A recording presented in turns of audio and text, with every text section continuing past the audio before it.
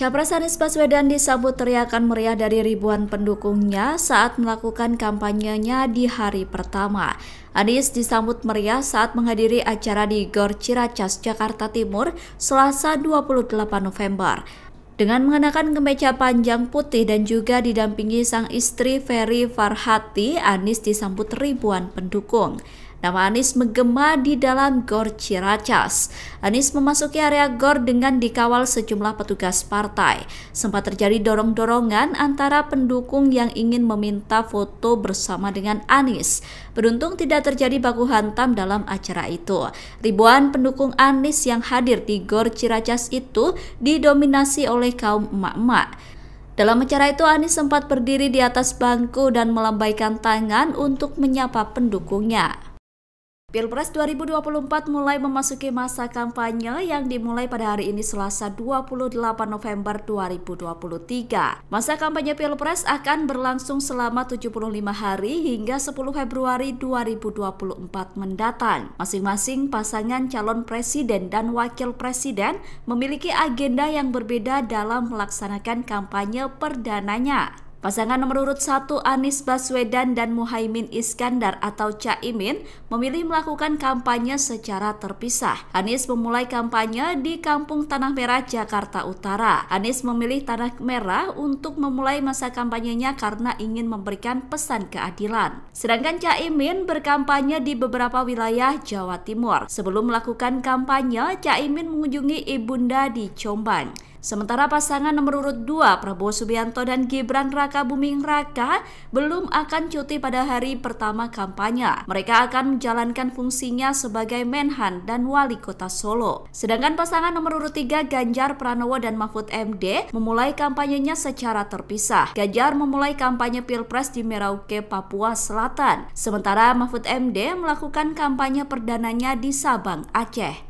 Ganjar mulai berkampanye dengan menghadiri agenda pertemuan di Desa Waninggap Nanggo di distrik Semangga. Ia juga dijadwalkan akan mengunjungi titik nol Indonesia yang letaknya di pos lintas batas negara Sota Merauke. Mantan Komisioner Komnas HAM Republik Indonesia Muhammad Khairul Anam gabung dalam tim pemenangan nasional Ganjar Mahfud. Khairul Anam bergabung dalam Direktorat Juru Kampanye TPN. Ia ditunjuk sebagai Direktur Juru Kampanye dalam tim tersebut. Kabar itu dikonfirmasi oleh Anam sendiri pada Selasa 28 November 2023. Anam mengatakan setelah bergabung dalam TPN, ia akan menyampaikan pesan sesuai dengan visi misi Ganjar Mahfud. Anam bersedia bergabung di TPN karena kagum dengan sosok Ganjar Mahfud. Menurutnya, Ganjar mempunyai kemampuan komunikasi yang baik dengan masyarakat. Sementara Mahfud MD merupakan sosok yang dianggap berani oleh Anam. Anam mengaku telah mengenal secara pribadi sosok Mahfud. Menurutnya, kerja-kerja Mahfud patut diakui baik, khususnya terkait penegakan hukum. Selain sosok Ganjar Mahfud, Anam memilih bergabung ke TPN karena visi misi. Menurutnya visi misi Ganjar Mahfud lebih mencerminkan kepentingan rakyat, terutama soal aksesibilitas. Adapun dalam timnya terdapat nama-nama artis yang menduduki posisi sebagai wakil direktur representatif. Mereka diantaranya adalah Anang Hermansyah, Denny Cagur, dan Limbat. Nama-nama tersebut terdaftar dalam Direktorat Juru Kampanye TPN Ganjar Mahfud. Capres nomor urut 1 Anies Baswedan mengungkapkan alasan memilih Tanah Merah sebagai lokasi kampanye perdananya. Anies mengakui memiliki kedekatan emosional dan riwayat panjang dengan warga Tanah Merah. Hal itu disampaikan oleh Anies pada Selasa 28 November. Anies mengatakan bahwa ia merasa memiliki kedekatan emosional dengan masyarakat Tanah Merah bahkan sebelum menjabat sebagai Gubernur DKI Jakarta.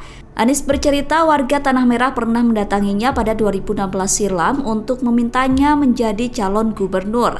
Saat itu Anies menyampaikan bahwa pihak yang bisa mengajukan calon gubernur adalah partai politik. Menurut Anies, warga kemudian berbondong-bondong menyewa Kopaja menuju ke partai. Anies lantas menggali apa yang menjadi keresahan mereka hingga mendatangi rumahnya. Menurut Anies, warga Tanah Merah memiliki persoalan karena lahan yang dihuni bersengketa dengan perusahaan BUMN. Adapun tanah merah diketahui berada di sekitar depo Pertamina Pelumpang. Depo tersebut pernah terbakar pada Maret 2023 lalu hingga mengakibatkan 16 warga meninggal dunia.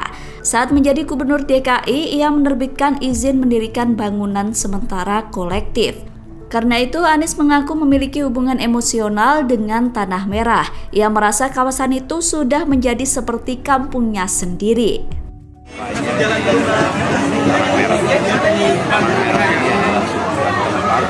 Dimana kita berjuang bersama. Ini adalah contoh tentang bagaimana kita membela prinsip tempat ini mereka yang hari ini alhamdulillah mulai mendapatkan kesetaraan fasilitas. Jadi saya pamit kepada tanah merah. Kemudian tadi bisa menyerahkan selendang. Ini mirip yang saya terima di 2016 yang lalu. Capres nomor urut 3 Ganjar Pranowo mengungkapkan alasan pihaknya memilih Sabang dan Merauke sebagai lokasi kampanye pertamanya. Seperti diketahui, Ganjar melakukan kampanye pertamanya di Merauke, sedangkan Mahfud MD melakukan kampanye pertamanya di Subang. Ganjar mengatakan bahwa kubunya memilih ujung barat dan timur Indonesia itu karena mencerminkan persatuan Indonesia. Pernyataan itu disampaikan Ganjar di Desa Waninggap Nanggo, Merauke pada Selasa 28 November. Menurut Ganjar, makna dipilihnya dua tempat itu untuk menunjukkan persatuan Indonesia seperti sila ketiga Pancasila. Saat melakukan kampanye pertamanya, Ganjar mengunjungi Desa Waninggap Nanggo, Semangga, Merauke, Papua Selatan. Ganjar mengatakan bahwa dirinya tidak sendirian sampai ke desa tersebut. Dia didampingi sejumlah pengurus tim pemenangan nasional Ganjar Mahfud. Ganjar mengatakan bahwa ia memilih desa sebagai tempat pertama untuk kampanye karena di lokasi tersebut banyak masyarakat berkumpul. Capres nomor urut 3 Ganjar Pranowo melakukan kampanye perdana di Merauke pada Selasa 28 November. Ganjar mengungkap ia sempat disindir halus oleh salah satu kepala suku terkait kondisi jalan yang rusak. Dikatakan Ganjar bahwa ia telah melalui jalan tersebut saat menuju lokasi kampanye, yakni di Desa Waninggap Nanggo. Dilansir dari kompas.com, akses jalan menuju desa tersebut memang sulit dilalui. Terdapat banyak lubang yang dibiarkan menganga di jalan itu. Ganjar mengakui bahwa akses jalan desa tersebut memang mengalami kerusakan cukup parah. Oleh sebab itu, Ganjar mengucapkan terima kasih kepada kepala suku karena telah menyampaikan keluhannya. Ganjar mengatakan bahwa keluhan itu dimaknai sebagai masukan bagi pemerintah. Menurut Ganjar, pemerintah berhutang kepada rakyat untuk menyelesaikan kerusakan jalan. Ia kemudian menjanjikan akan menyelesaikan masalah jalan yang rusak jika terpilih menjadi presiden. Ganjar menyebut bahwa kerusakan akses jalan di daerah terpinggir Indonesia akan menjadi prioritas untuk diperbaiki. Kampanye pertama calon Presiden Ganjar Pranowo mempromosikan program unggulan Satu Desa, Satu Vaskes, Satu Nakes. Program unggulan itu disampaikan Ganjar saat melakukan kampanye di Merauke pada Selasa 28 November. Ganjar diketahui memulai kampanye perdananya di Desa Waninggap Nanggo. Alasan Ganjar memilih desa untuk memulai kampanye adalah ingin menyampaikan pesan bahwa pihaknya mendahulukan desa dalam pembangunan. Hal itu tidak terlepas dari latar belakang pasangan Ganjar Mahfud yang sama-sama dibesarkan di desa. Sementara itu terkait program Satu Desa, Satu Vaskes, Satu Nakes bertujuan untuk menyehatkan warga. Selain itu, Ganjar Mahfud juga ingin agar warga desa memiliki layanan kesehatan yang memadai di wilayahnya.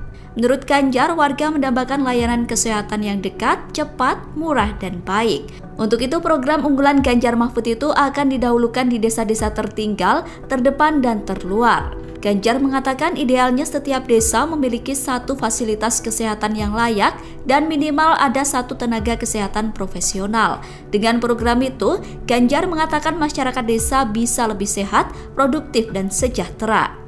Mereka mungkin bisa melaksanakan itu sendiri dengan segala cara, tapi itu menjadi terasa tidak adil ketika ada negara, ada pemerintah yang mestinya hadir di situ. Inilah perjuangan luar biasa dari seorang pendeta tadi, gelarnya SPD, beliau mencari obat-obatan, dan beliau bekerja untuk menolong rakyat. Pesan kuat kepada kami adalah betapa akses kesehatan menjadi begitu penting. Yang kita bayangkan, satu kampung, satu desa, setidaknya ada satu puskesmas pembantu, fasilitas kesehatan dengan satu nakes, syukur-syukur satu dokter, maka itu akan mampu menyelesaikan. Ketua Umum PDIP Megawati Soekarno Putri mengkritik keras penguasa yang disebut telah bertindak seperti masa Orde Baru. Pernyataan itu disampaikan Megawati dalam rapat koordinasi nasional relawan Ganjar Mahfud di JI Expo Kemayoran, Jakarta, Senin 27 November. Megawati berteriak dan mengaku jengkel atas ulah penguasa menjelang Pilpres 2024. Pernyataan itu disambut dengan sorak-sorai ribuan relawan pendukung Ganjar Mahfud. Banyak pula dari mereka yang berdiri dari kursi dan meneriakkan kata lawan. Megawati kemudian meneriakkan seruan untuk memenangkan pasangan Ganjar Mahfud hanya dalam satu putaran. Dirinya menyoroti sejumlah aksi yang dinilai sewenang-wenang. Tindakan tersebut berupa intimidasi dan intervensi kepada masyarakat. Megawati mempertanyakan dasar intimidasi yang dilakukan penguasa. Menurut Mega, tindakan tersebut secara terang telah menyalahi perundang-undangan. Presiden kelima Republik Indonesia itu kemudian mengaku jengkel atas banyaknya praktik intimidasi. Menurutnya, praktik intimidasi itu seolah-olah ingin mengulangi apa yang pernah terjadi pada masa Orde Baru. Ia menegaskan masa Orde Baru tidak boleh terulang lagi dan tindakan intimidasi dihentikan. Pasangan Prabowo Subianto dan Gibran Rakabuming disebut sering absen di acara dialog terbuka karena ketakutan. Tim kampanye nasional Prabowo Gibran membantah isu tersebut. Pernyataan itu disampaikan oleh Sekretaris TKN Prabowo Gibran, Nusron Wahid, pada Senin 27 November malam. Dilansir dari Kompas.com, Prabowo Gibran paling sering absen dalam forum diskusi terbuka. Sejak akhir Agustus hingga November 2023, ada 15 acara diskusi terbuka yang diselenggarakan berbagai pihak. Dari jumlah tersebut, Prabowo Gibran tercatat 9 kali mangkir tak memenuhi undangan. Namun absennya Prabowo Gibran bukan tanpa alasan melainkan karena memiliki agenda yang padat. Atas hal itu, Nusron menegaskan tidak ada yang menakutkan dari acara dialog terbuka. Ia kemudian menjelaskan alasan Prabowo Gibran tidak menghadiri semua undangan debat. Menurutnya, jika semua ide dikeluarkan sejak sekarang, maka tidak ada kejutan lagi saat debat resmi di KPU. Nusron mengatakan masih ada ide-ide yang sengaja mereka tampung dan tahan untuk dikeluarkan di debat resmi KPU. Sementara itu, Nusron mengatakan Prabowo Gibran pasti hadir jika waktunya sesuai. Namun jika ada janji lain, maka bisa saja undangan acara dialog terbuka tidak dihadiri. Ketua Umum PDIP Megawati Soekarno Putri mengaku jengkel dengan apa yang dilakukan oleh penguasa saat ini. Menurut Megawati, saat ini penguasa telah bertindak seperti di masa Orde Baru. Pernyataan itu disampaikan Megawati saat menghadiri rapat koordinasi nasional relawan Ganjar Mahfud Senin 27 November.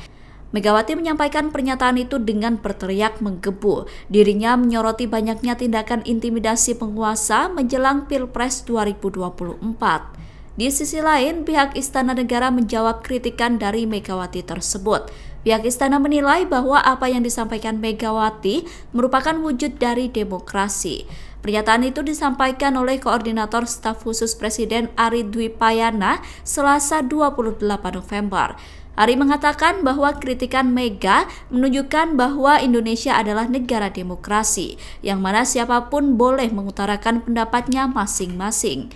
Ari memilih untuk tidak memberikan komentar lebih lanjut terkait kritikan yang disampaikan oleh Megawati. Menurut Ari, kritikan tersebut adalah hak Megawati. Mengawali masa kampanye Pilpres 2024, Capres nomor urut 2 Prabowo Subianto memilih memberikan bantuan untuk Palestina. Prabowo menyerahkan bantuan kemanusiaan untuk Palestina sebanyak 5 miliar rupiah. Bantuan itu disampaikan oleh Ketua TKN Prabowo Gibran Rosan Roslani pada Selasa 28 November. Bantuan kemanusiaan itu diberikan melalui Yayasan Persahabatan dan Studi Peradaban Ahed Abu Al-Atta. Menurut Rosan, Prabowo ingin memberikan bantuan terutama kepada anak-anak dan wanita yang menjadi korban perang di Palestina. Dengan bantuan itu diharapkan warga sipil bisa bertahan dari kebutuhan pangan dan lainnya. Rosan mengatakan pemberian bantuan kemanusiaan itu merupakan wujud komitmen Prabowo kepada Palestina. Lebih lanjut, Rosan mengatakan bahwa dukungan kepada Palestina bukan hanya kali ini saja dilakukan. Menurut Rosan, baru-baru ini Prabowo mengirimkan rumah sakit terapung ke Gaza. Ia menegaskan bahwa pengiriman bantuan untuk Palestina tidak akan berhenti dan akan terus berjalan. Berbeda dengan pasangan Capres-Cawapres lainnya, Prabowo Gibran justru memilih tetap bekerja di hari pertama kampanye. Prabowo tetap memilih bekerja sebagai Menteri Pertahanan, sedangkan Gibran sebagai Wali Kota Solo. Capres-Cawapres nomor urut 2 itu belum melakukan cuti untuk melakukan kampanye. Gibran mengatakan masih ada sejumlah proyek di Solo yang harus dipantau dan diselesaikan. Pernyataan itu disampaikan Gibran saat ditemui di kantornya pada Selasa 28 November. Pekerjaan yang disampaikan Gibran diantaranya pengembangan Solo Safari, pembukaan Taman Balai Kambang, dan gelaran Piala Dunia U17. Adapun dalam melaksanakan kampanye, Prabowo Gibran akan saling berbagi tugas. Sementara itu, di hari pertama kampanye, tim kampanye nasional Prabowo Gibran membagikan makan siang dan susu gratis. Hal itu disampaikan oleh Ketua TKN Prabowo Gibran, Rosan Roslani. Rosan mengatakan semua tim kampanye daerah atau TKD bergerak membagikan susu dan makan siang gratis.